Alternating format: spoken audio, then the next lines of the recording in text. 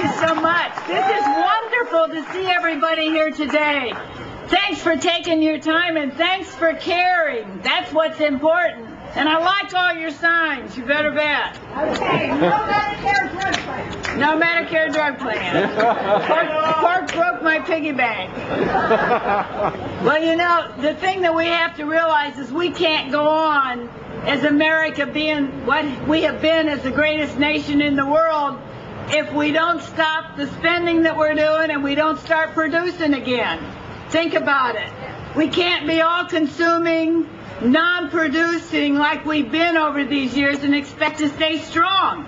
It just doesn't happen, especially with our challenges, and we can't spend our way out of the challenges that we've got today. It isn't going to happen.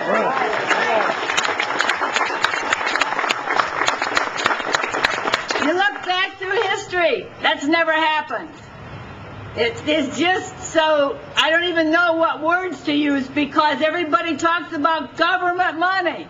That's what you hear all the time. Government money? Whose money is it? It's yours! Right! It's your money. There's not a penny up there that doesn't come from you. Every bit of it. So that's the thing we got to remember. And right now we're looking at government spending the highest amount of money in history. Literally, the highest amount of money in history. That's mind-boggling where we are today. It's crazy. And let me give you a little rundown. Because it started with the banks. That's about $1 trillion with interest. Then we went from there to the stimulus, which is another $1 trillion. And you know, the thing about the stimulus was, it was billed as a job creator, right? You remember that? Yeah. Well, you know how much it costs to create a job they're doing now? $211,000. I know, but guess what? The private sector creates jobs at $50,000 a person, so that's 4 jobs for everyone. And why in the world shouldn't you keep your money and create your own jobs instead of sending it to the government? Amen!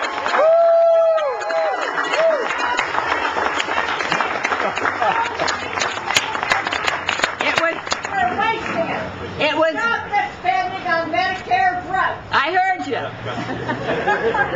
Only 3%. 3 or 4 times. Only 3% of the money in that stimulus bill went for infrastructure.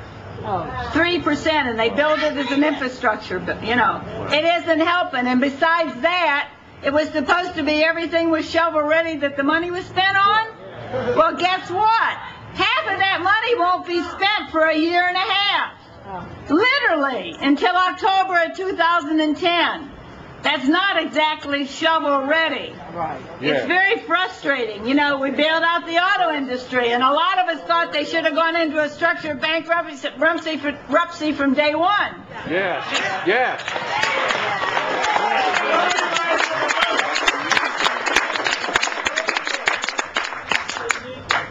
That's the challenge we've got because that's what's going to happen after all the money that's been spent. Yeah, they're still going. The other thing that happened was there was an omnibus bill passed that funded the government for 2008.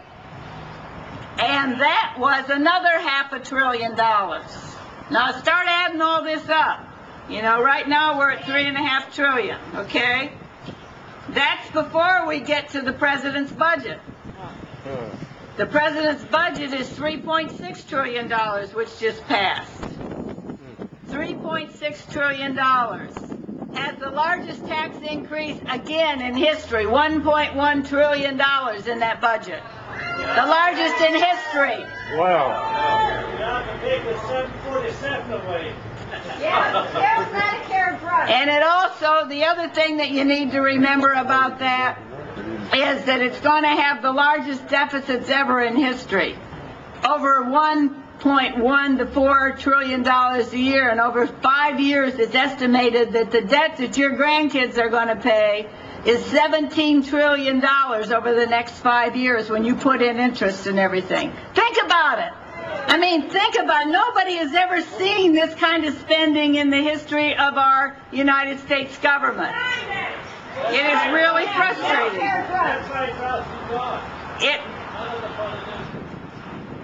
There's also something in there that's going to be an energy tax on you. Have you heard about that? Cap and trade. $3,128 for every household. Every household is going to have to pay for that energy tax. It's going to come out of your pocket again. You. The whole thing. I couldn't hear you, so. Blame it on Geithner. Well, I'm telling you, this budget borrows too much money, if you've been paying attention to that. Yeah. We've been living on borrowed money for a long time, and I'm going to tell you, there has been a lot of money spent that shouldn't have been spent in the past. There's lots of blame to go around. Nobody's saying that there isn't. But now when you put all of this, there were never deficits like we're talking about now, ever. And when you put all this together, that's what's frightening, because other countries are not buying our debt anymore. You know, they used to buy our debt. That's where we got the money. They don't want it anymore. They don't want it anymore. That's exactly right. Well, guess where it comes from? You and me. Right. Yeah. All of us. That's where it comes from, because there isn't any other place to go borrow. Our pockets are empty. I know, and that's why you need to be vocal. That's why you're here today, and that's why you need to keep speaking out, and that's why you need to talk to everybody you know across America, and get them to talk to everybody they know across America, and start to be active and keep this movement going, and keep the pressure on. Yeah. That's what you've got to do.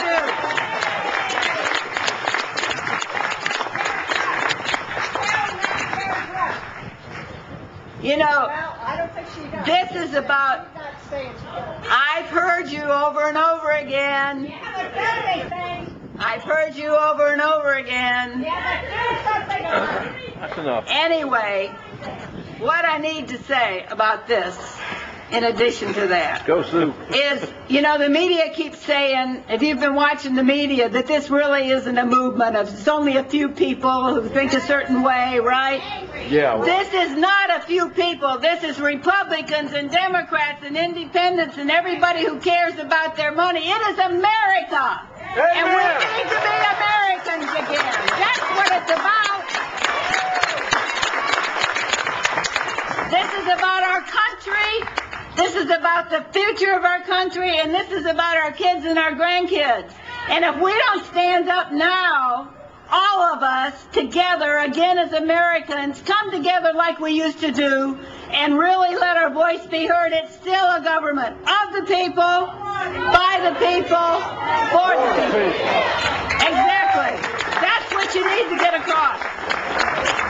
So I encourage you, keep it going. Talk to everybody you know, like I already said, but I can't say it enough. All across the country, have everybody let their elected officials know, and then you get some action. They do listen, believe me, but it takes a lot of you all over the country to get in touch with everybody to make it a movement that they're going to pay attention to and not write off as just a few disgruntled people. So God bless you all for doing this, for being here. Keep it up. And keep on keeping on. God bless you, and I hope you keep blessing America. Amen.